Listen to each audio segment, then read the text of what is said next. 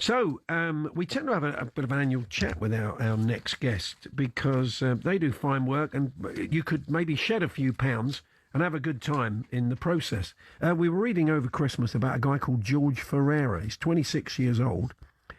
He felt he was eating himself into an early grave, but he joined Man v Fat Football in 2023 and has shed half his body weight. And he thinks saved his life. Joining us now, as we said, as he often does every year, to pop in and tell us more about what they do, Richard Crick from Man v Fat. Hi, Richard. Hi, guys. Nice to see you, and thanks for having us back. What a story, though, for George. I mean, tell us a little bit more about him.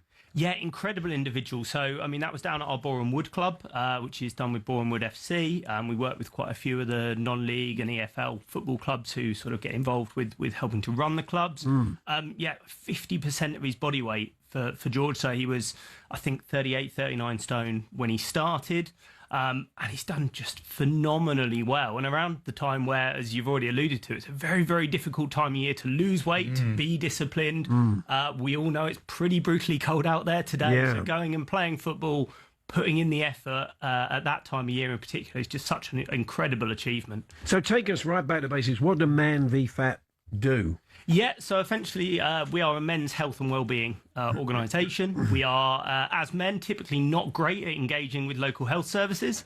So we're out there really to try and bridge that gap a little bit and get guys involved in making some life changes, predominantly around weight loss, but we often see that some of the biggest impact is mental health, mental health side as well, people finding their community, finding new friends. It's nothing like team sports for that. It's the best thing for that. 100%. And the nice thing about what we do is that we put you into a team. So you don't have to go and find a team. Yeah. We will actually put you into a Man v Fat football club. It could be someone like Parmesan Belgrade, Cholesterol Palace. The team names are always absolutely incredible that the guys come up with.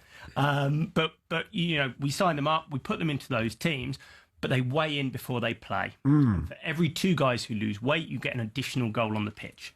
So that team aspect that you were talking about, Andy, is so important because, as men, we're not particularly selfish with our own health, but when it affects the team, we make sure that we make that difference. When they first start, I'd imagine it must be quite hard. For if you've gone from being massively overweight, sitting around, to suddenly running about, I presume that there's some period of transition. Absolutely, yeah. I mean, a lot of these guys haven't played football in 5, 10, maybe 15 years. Some of the guys actually might have been playing relatively recently, but found they maybe weren't getting into the teams that they wanted to be, or that they've had a change of circumstances, and that actually Man v Fat football and Man v Fat rugby as well was a bit more aligned to what they want to do.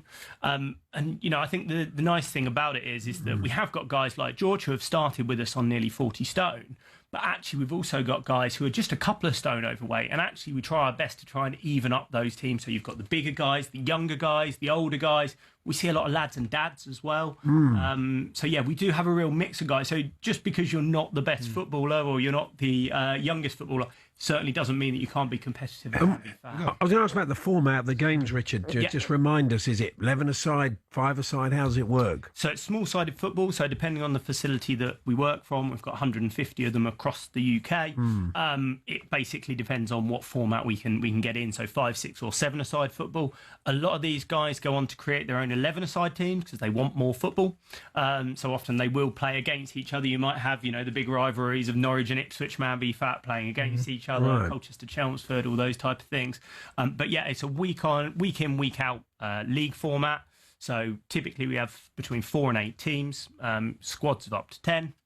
And then the guys go out, play that match. And then obviously they find out the next day what impact their scale score has had, their tracking score, because we encourage them to do food and activity diaries.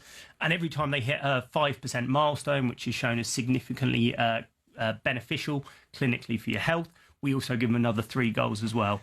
I don't mean this in a facetious way, but have the numbers been affected by weight loss jabs? Is there any element of people pretending that they're losing weight in a normal way? Yeah, so we're seeing WW, for example, an organisation who are obviously focused around weight. You would find that only sort of 1 or 2 out of 10 in those organisations would be male because few and far between. But what we're finding is that the guys value the community and the physical activity aspect. And if you're on those GLP-1 drugs, those weight loss drugs. And we do have a lot of guys who join the community because they're on those drugs. They are seeing benefits, but actually they want that physical activity aspect as well. They want to be in it with the team. Some people are very open about that.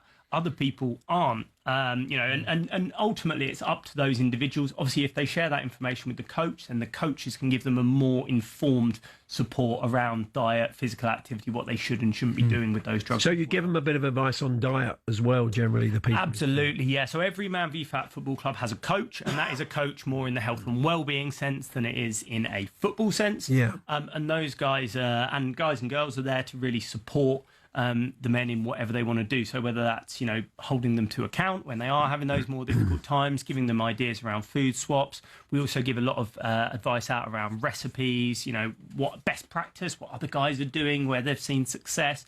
We've seen so many milestones from the guys that actually they often learn from themselves. So there's a lot of peer-to-peer support as well. How many years that you've been, we've been speaking to you a good few years. You came in right at the very start. How many years is it now? Yeah, so this is 12 years now. 12 years of Man v Fat. That's impressive. Yeah, Man v Fat, soccer and rugby will be 2 years old in the summer as well. So we've tried our best to breadth out to other guys who maybe aren't interested in what we would label as the beautiful game, but actually they have their own beautiful game in rugby or obviously soccer over in the US as well. Yeah, I see that in the USA. Has it gone down well there? Yeah, it's been really interesting because the guys are very similar in their nature in terms of that love for the game, the vibe of wanting to get involved and the competitive aspect, but the game is very different over there. European soccer, I would argue, is still king. It's really interesting what the USL are doing over there compared to the MLS, because obviously the MLS is a closed shop, whereas USL are looking at introducing promotion, relegation. Finding facilities over there is very different as well. We're obviously very, very fortunate here that we have a good number of turf facilities based around football specifically, but actually small-sided football or soccer facilities, as they would label them, are probably not quite as easy to come across. Yeah. So if people wanted to get involved, if they're listening to this saying, yeah, I'd like to play a bit of football and maybe make some new mates and shed some weight as well, is there a minimum BMI that you are? There is, yeah. So 27.5 would be the minimum starting BMI. Aged over 18 and male, that is quite literally the only criteria if you want to get involved in our community. As I say, we have guys who are 18, we have guys who are in their 70s, we have guys who join as families. And we're probably within half an hour of almost every male within the UK. So there is a support mechanism for the guys. They can literally go onto the website, manvfat.com or manvfatfootball.org, pop their postcode in there. That will tell them their nearest Man v Fat football club, their nearest Man v Fat rugby club. Excellent. And it's a sort of welcoming environment by the sound of it, that, because there's always that getting over that hump, thinking, I'm too big, I'm going to be too self-conscious, I don't want to do this. But yeah, I mean, a lot of people have been in that situation, have overcome it, and people like George, it's been life transforming for them. Absolutely. And that's why we call them clubs rather than leagues. Whilst you are competitively against other guys, everybody in your club wants you to do well. Sadly, suicide is still the biggest killer of men under 40 in the UK.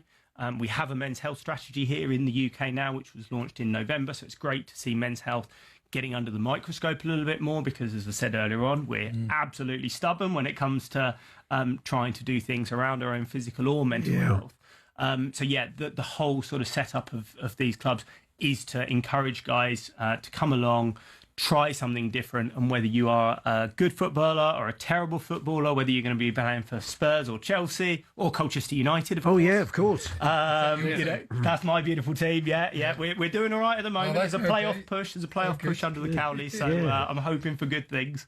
But very, very inclusive. We'd love to see more guys coming along and giving it a go. And you get a trial session with your sign up on registration as well. So if it isn't for you, you're not tied into a long-term monthly subscription or anything like that. If you feel like it isn't for you, you can just step away from it. But as I say, that very seldom happens. Brilliant. Richard, good to see you again. Thanks very much for coming in.